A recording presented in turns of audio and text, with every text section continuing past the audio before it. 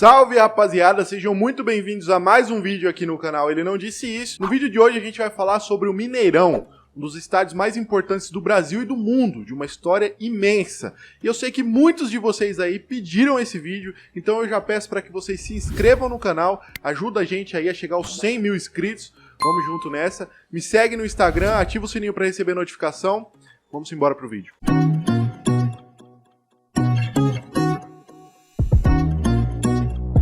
O gigante que emana história, maior palco do futebol mineiro, um dos mais conhecidos do Brasil e do mundo, o estádio Governador Magalhães Pinto, mais conhecido como Mineirão, é um estádio de futebol localizado em Belo Horizonte, Minas Gerais. Inaugurado em 1965, é o quinto maior estádio do Brasil, já tendo sediado 5 finais de Copa Libertadores, uma Copa Intercontinental e escolhido como uma das sedes da Copa do Mundo de 2014. Em 2003, ele foi tombado pelo Conselho Deliberativo do Patrimônio Cultural do município de Belo Horizonte. Em junho de 2014, tornou-se o primeiro estádio brasileiro e o segundo do mundo a conquistar a categoria máxima de certificação ambiental LEED. O Mineirão ficou marcado como o palco da maior derrota da seleção brasileira de futebol, que claramente é a goleada sofrida na semifinal da Copa de 2014 para a Alemanha por 7-1, que ficou aí conhecida como Mineiraço, a exemplo da final que o Brasil perdeu no Maracanã para o Uruguai de 1950, que ficou conhecido como Maracanazo.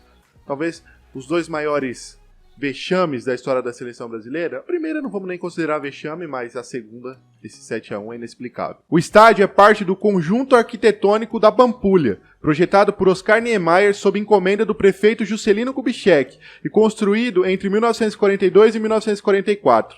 Em julho de 2016, o local passou a ser considerado um patrimônio da humanidade, após a reunião de membros da Unesco em Istambul, na Turquia. Até 2015, o aniversário de 50 anos do gigante da Pampulha, mais de 80 milhões de pessoas já passaram pelas catracas do Mineirão. Isso dá 2 vezes a população da Argentina. O projeto de construção do Mineirão iniciou na década de 1940, quando começaram movimentos envolvendo dirigentes, empresários, atletas e jornalistas. A ideia era construir em Belo Horizonte um campo que acompanhasse a evolução do futebol mineiro.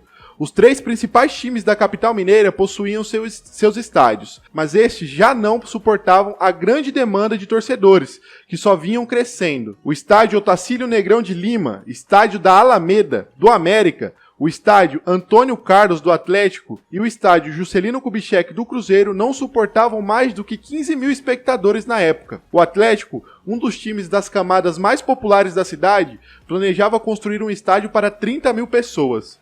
Após o título de campeão dos campeões do Brasil, em 1937, o projeto quase saiu do papel.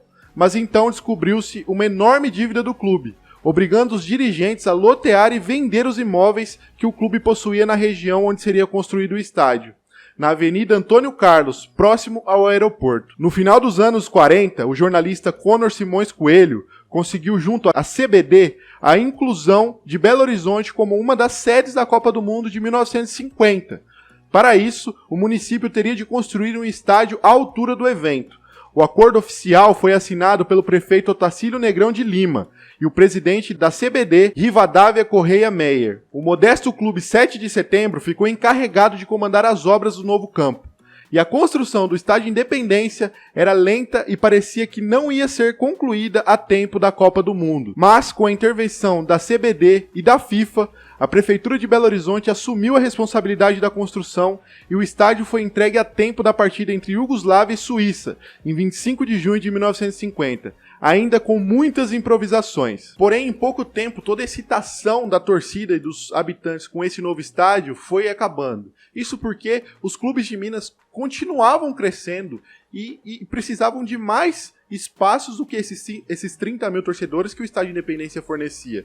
E a partir daí começou uma nova etapa em Belo Horizonte. No início da década de 1950, poucos anos após a abertura do incompleto Independência, já começam as movimentações para a construção de um estádio ainda maior em Belo Horizonte. A primeira delas, iniciada por estudantes de engenharia da UFMG, destacando-se aqui Gil César Moreira de Abreu, consistia no estádio universitário, que seria erguido na Pampulha, onde a universidade era dona de grandes terrenos. Caberia ao reitor ceder o terreno e em seguida obter recursos.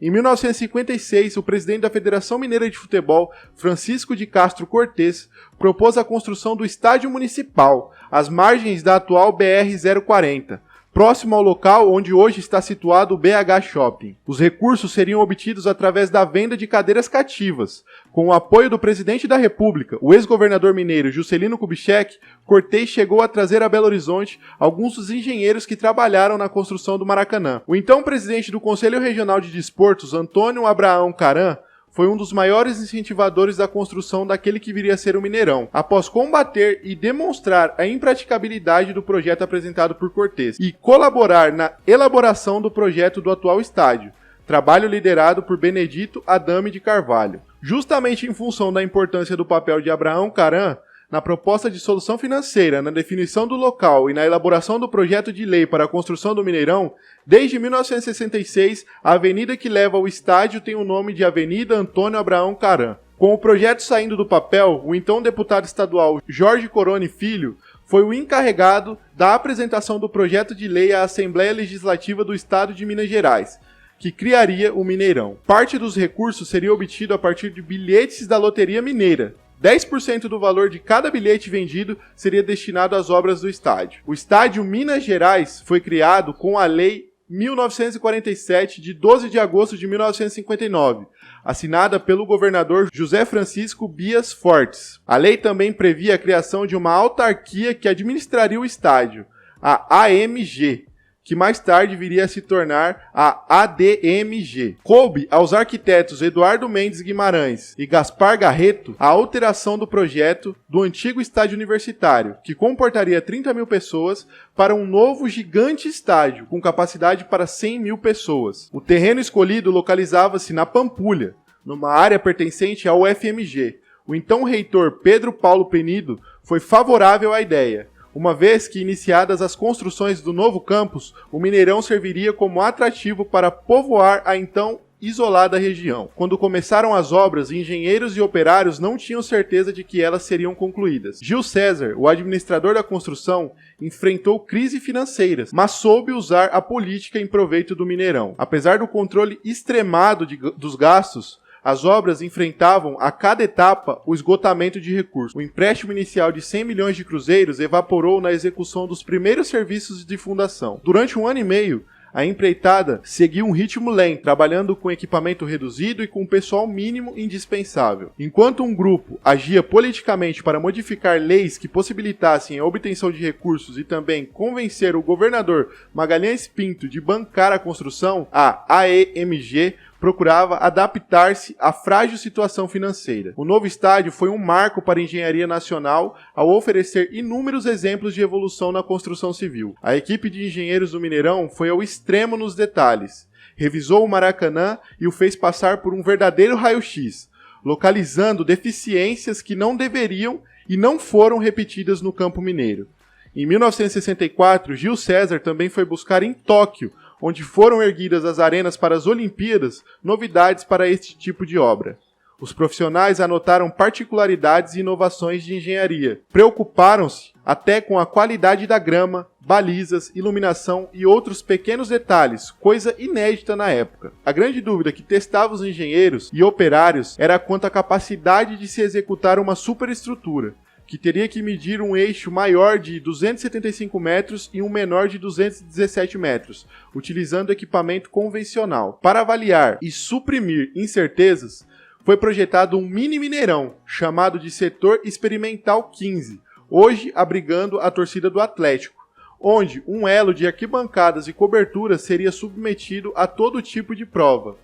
Usinas de concreto, correias transportadoras, gruas, carregadeiras e lançadeiras foram testadas. A complexidade da obra, totalmente inovadora, exigia barras de ferros em comprimentos que a indústria brasileira não tinha condições de atender. A solução veio no próprio canteiro de obras, onde engenheiros e operários utilizaram soldas para promover a extensão de barras uma a uma. Com recursos disponíveis, podia-se contratar mais gente, mas a AEMG esbarrou na falta de pessoal qualificado. Feita uma concorrência pública para fornecimento de mão de obra estrangeira, foi constatado que seria impossível, pois o preço cobrado, 15 milhões de cruzeiros, era infinitamente alto para o caixa da administração do novo campo. Comprovou-se no futuro que o valor pedido pelas empresas de fora daria para construir um Mineirão e meio, uma verdadeira exploração. Na prestação de contas, o gigante da Pampulha consumiria um total de 10 milhões de cruzeiros. Diante da inexistência de mão de obra especializada disponível no Brasil, a AMG promoveu o treinamento de pedreiros, carpinteiros, armadores e outros profissionais. Turmas inteiras foram formadas e centenas de operários ganharam qualificação para exercer funções especiais. Neste estágio, a administração conseguiu reunir número necessário e indispensável para tocar a obra em ritmo acelerado. Entre agosto de 1964 e julho de 1965, a construção saltou de um único setor, o experimental, para oferecer ao país o até então considerado mais moderno e seguro estádio do mundo. Para apressar a construção e abreviar o drama do orçamento, Gil César lançou a Operação 24 horas por dia, dividindo em 3 turnos os 3.000 operários contratados. O serviço não parava um minuto sequer. Do alto do edifício Acaiaca, no centro de Belo Horizonte, via-se um enorme clarão de luz vindo dos lados do futuro Mineirão, durante todas as 24 horas. A administração passou a gratificar as equipes por produção e criatividade, promovendo uma competição entre os diversos setores da construção e gratificando as turmas vencedoras. A ideia do joguinho local deu tão certo que muitas frentes foram concluídas bem antes do prazo estipulado. O processo de tempo integral permitiu que o estádio fosse entregue à população em 8 meses. Mesmo em ritmo alucinante sob pressão, poucos acidentes aconteceram durante toda a construção da arena. 7.200 operários trabalharam na construção. A capacidade original final conseguiu bater 130 mil pessoas. O Grandioso foi então inaugurado em 5 de setembro de 1965, com uma partida entre a Seleção Mineira e o River Plate da Argentina, com um público de 73.201 pessoas. As festividades tiveram direito a música, fogos e paraquedistas. Um astrólogo de Araque, de nome Saturno, muito famoso na época, previu que o Mineirão iria desabar no dia da sua inauguração. Segundo o engenheiro Gil César Moreira de Abreu, essa previsão impediu que o público do primeiro jogo passasse das 73 mil pessoas. O combinado estadual venceu por 1-0, com gol do jogador do Atlético, Buglé. No dia 7 de setembro, data da independência brasileira, foi realizada a primeira partida da seleção brasileira no estádio. E esse é um famoso jogo que a torcida do Palmeiras lembra muito, onde todos os jogadores do Palmeiras, inclusive a comissão técnica, vestiu a camisa da seleção brasileira e enfrentou o Uruguai e venceu o Uruguai por 3-0. Foi um marco na história. A primeira equipe a jogar um torneio interestadual oficial no Mineirão foi o Sport Clube Siderúrgica, campeões mineiros de 1964. Eles inauguraram uma era de grandes torneios nacionais jogados no Mineirão. Na Taça Brasil de 1965, jogaram a decisão chave central contra o Atlético Goianiense. Tendo vencido o primeiro jogo por 3-0, saíram atrás no marcador, mas viraram a partida para 3-1. Na fase seguinte, a decisão da chave Centro-Sul, a Siderúrgica sucumbiu ante o Grêmio, saindo de Porto Alegre derrotados por 3-1 e apenas empatando em 2 gols no Mineirão. O primeiro clássico realizado no Estádio Mineirão foi pelo Campeonato Mineiro de 1965. O Cruzeiro venceu o Atlético por 1-0 quando, aos 34 minutos do segundo tempo, alguns diretores atleticanos, alegando a marcação de um pênalti irregular, invadiram o campo afirmando que a falta acontecera sob a linha da área.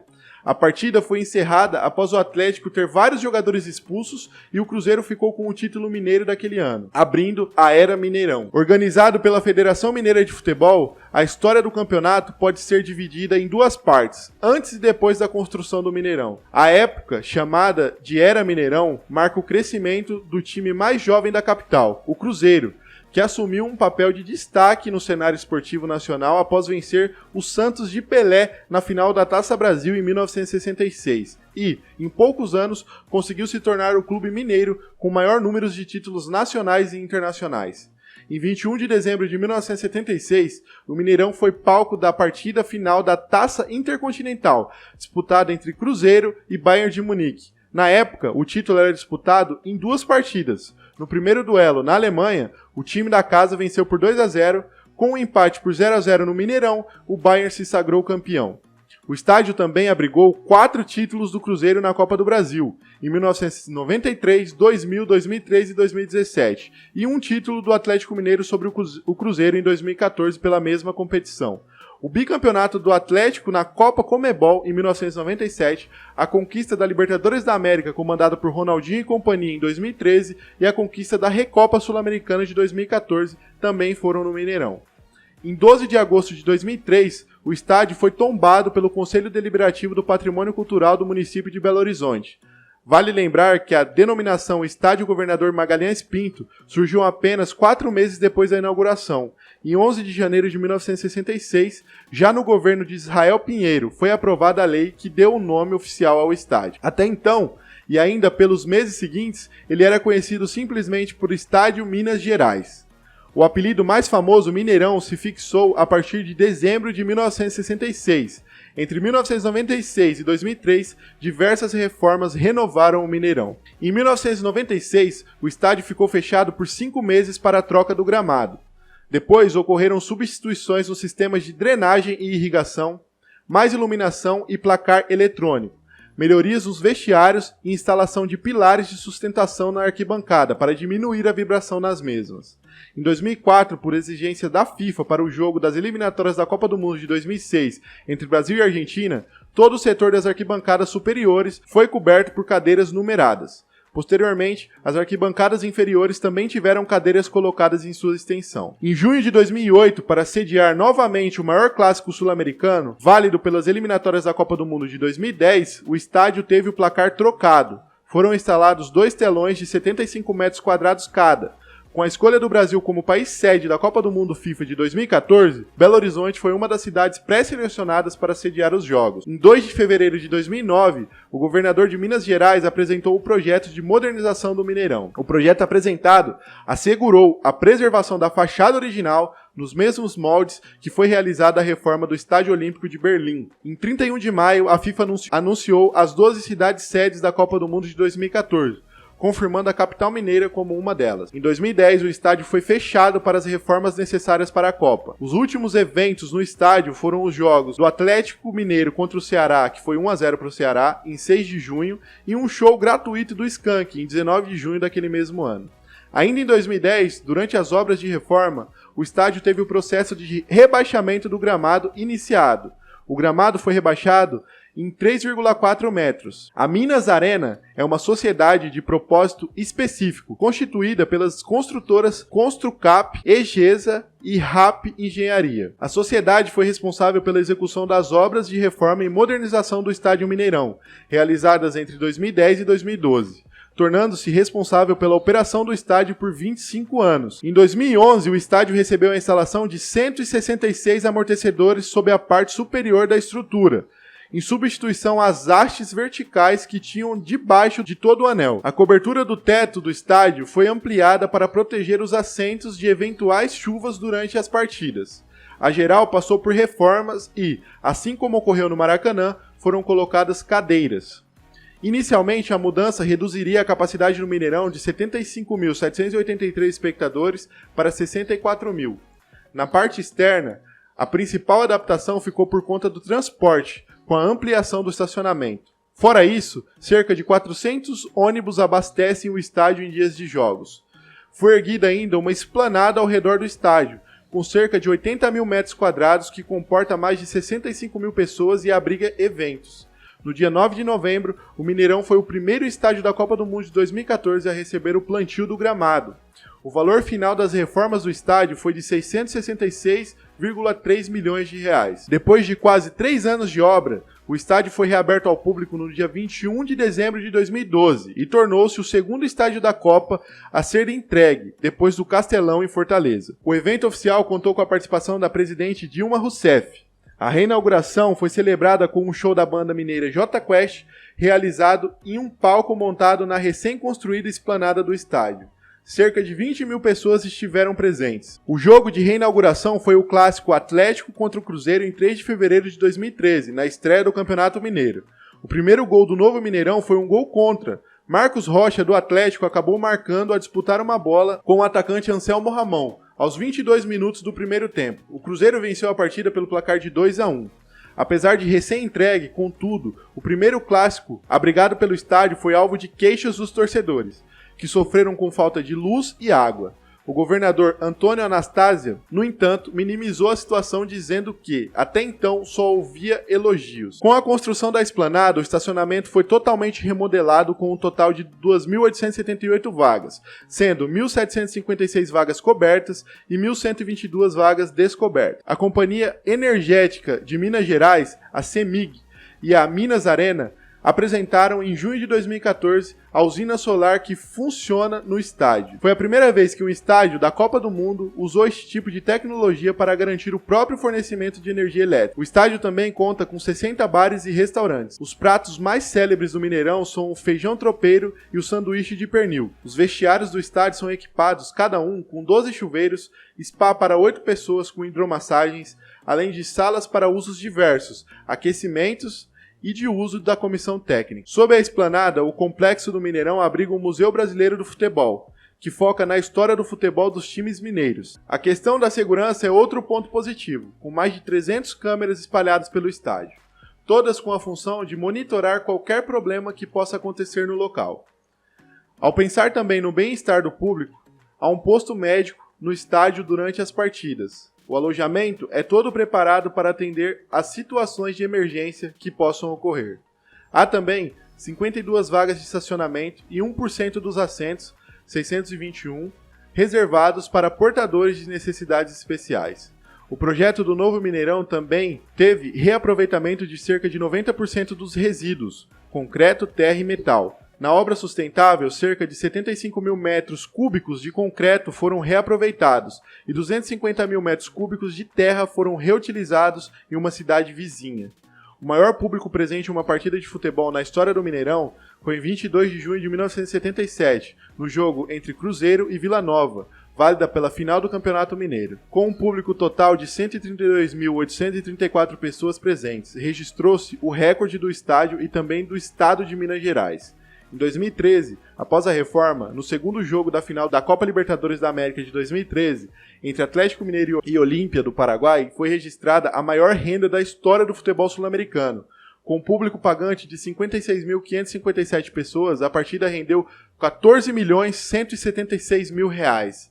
Nesta partida, o Atlético sagrou-se campeão do torneio continental e a administradora do estádio, Minas Arena, ficou com cerca de 6,9 milhões de reais da renda do jogo. No mesmo ano, em 10 de novembro, o recorde de público no novo Mineirão foi batido, no jogo pela 33ª rodada da Série A do Campeonato Brasileiro. O Cruzeiro goleou o Grêmio por 3-0 diante de um público de 58.113 torcedores, nos quais 56.854 foram pagantes. O Mineirão também foi palco de vários shows e festivais musicais durante toda a sua história, com nomes como Elton John, Paul McCartney e até o Kiss.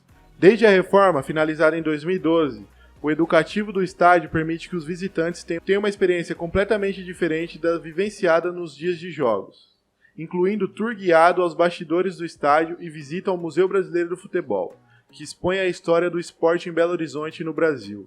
No tour, os principais locais que os turistas podem conhecer são os vestiários, a área de trabalho da imprensa, Mineirão Tribuna, áreas prêmios, arquibancadas, bancos de reservas e um pedaço restrito do gramado. E essa é a história de um dos maiores estádios do Brasil e do mundo. E se você aí gostou da história do Mineirão, se você se identifica com ela, você aí torcedor do Galo, do Cruzeiro, do América Mineiro, pode deixar aí nos comentários, se inscreva no canal e me segue lá no Instagram. Tamo junto, até o próximo vídeo.